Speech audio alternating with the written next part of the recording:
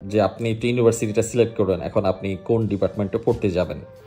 এখন ইউনিভার্সিটির ওয়েবসাইটে আপনি নিউ স্টুডেন্টস, ফিউচার স্টুডেন্টস বা প্রসপেক্টিভ স্টুডেন্টস সেকশনের আন্ডারে আপনি কিন্তু প্রয়োজনীয় সকল ইনফরমেশনগুলো পেয়ে যাবেন। এখন আপনি যদি ডিগ্রি এবং প্রোগ্রামের আন্ডারে বা এইখানে বিভিন্ন সার্চ অপশন থাকবে, সেখানে কিন্তু আপনি সার্চ করলে, যেমন কম্পিউটার সায়েন্স লিখে সার্চ করলে কিন্তু কম্পিউটার সায়েন্স সাবজেক্ট আপনি পেয়ে যেতে পারেন। বা যারা অন্যান্য সাবজেক্ট চেক করতে চাচ্ছেন, তারা সেই নামটা লিখে কিন্তু সার্চ করলে আপনার পছন্দের ডিপার্টমেন্টটা বা সাবজেক্টটা কিন্তু পেয়ে যাবেন।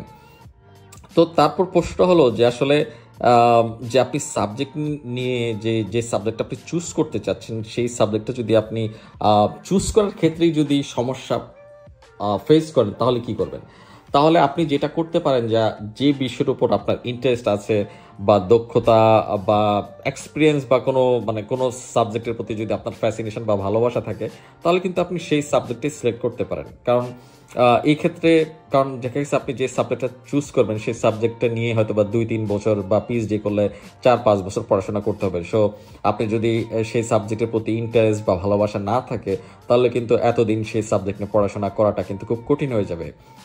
আর আপনার যে সাবজেক্টটা নিয়ে আপনি পড়াশোনা করতে চাচ্ছেন, সেই সাবজেক্টে আপনার যদি কোনো রকম পড়াশোনা বা কোনো দক্ষতা বা সার্টিফিকেশন না থাকে, তাহলে কিন্তু সেই ডিপার্টমেন্টে অ্যাডমিশন নেওয়াটাও কিন্তু কঠিন হয়ে যাবে। কারণ তাকে তো কনভিন্স করতে হবে যে আপনি আসলে এই সাবজেক্টে পড়ার মতো যোগ্যতা রাখেন বা এই সাবজেক্টটা আসলে ফিনিশ করার মতো আপনার ক্যাপাসিটি আছে। তো এখন ডিপার্টমেন্টের ওয়েবসাইটে যে আপনাকে কিন্তু একটু ভালোভাবে ঘোরাঘুরি করতে হবে, একটু রিসার্চ করতে হবে, হ্যাঁ। কারণ যাতে আপনার প্রোফাইল এবং ব্যাকগ্রাউন্ডের সাথে ডিপার্টমেন্টের রিকোয়ারমেন্টটা মিলে কিনা, হ্যাঁ। এখন আপনি ডিপার্টমেন্টে অবশ্যই যে পড়াশোনা করার জন্য তো ওই যে স্কলারশিপ বা টাকা পয়সা লাগবে। তো আপনি যেটা করবেন যে স্কলারশিপ এবং ফান্ডিংয়ের কিন্তু ইনফরমেশনগুলো কিন্তু ডিপার্টমেন্টের ওয়েবসাইটেও দেওয়া থাকে। তো আপনি দেখবেন যে ডিপার্টমেন্ট কেন্দ্রিক স্পেসিফিক কোনো ফান্ডিং বা স্কলারশিপের কোনো অপশন আছে কিনা, হ্যাঁ। যেমন কিছু ডিপার্টমেন্ট আছে স্টুডেন্টদেরকে কোঅপ এবং ইন্টার্নশিপ করার সুযোগ দেয়। এখন আপনি যদি স্টুডেন্ট থাকা অবস্থায় যদি একটা বা দুইটা সেমিস্টারে যদি আপনি কোঅপ বা ইন্টার্নশিপ করে ফেলতে পারেন, তাহলে কিন্তু আপনি ফুল টাইম হিসেবে কাজ করতে পারবেন। আর সেই টাকা দিয়ে কিন্তু পরের সেমিস্টারগুলোতে টিউশন ফি, থাকা খাওয়ার খরচও কিন্তু আপনি তুলে ফেলতে পারবেন। তো এটা একটা বড় অপরচুনিটি যদি আপনি কোঅপ বা ইন্টার্নশিপের অপরচুনিটিটা থাকে সেই ডিপার্টমেন্টে। আপনি তো ইউনিভার্সিটি সিলেক্ট করে ফেলেছেন, কোন ডিপার্টমেন্টে পড়বেন সেটাও সিলেক্ট করে ফেলেছেন। এখন আপনি কোন প্রোগ্রামে ভর্তি হতে চান, যে মাস্টার্স করবেন নাকি পিএইচডি করবেন?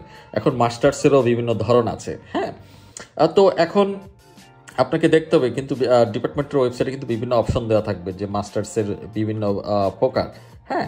তা আপনি যদি দ্রুত পড়াশোনা শেষ করে চাকরির বাজারে ঢুকে যেতে চান, তাহলে আপনি প্রফেশনাল বা কোর্স বেস মাস্টার্সে অ্যাপ্লাই করতে পারেন।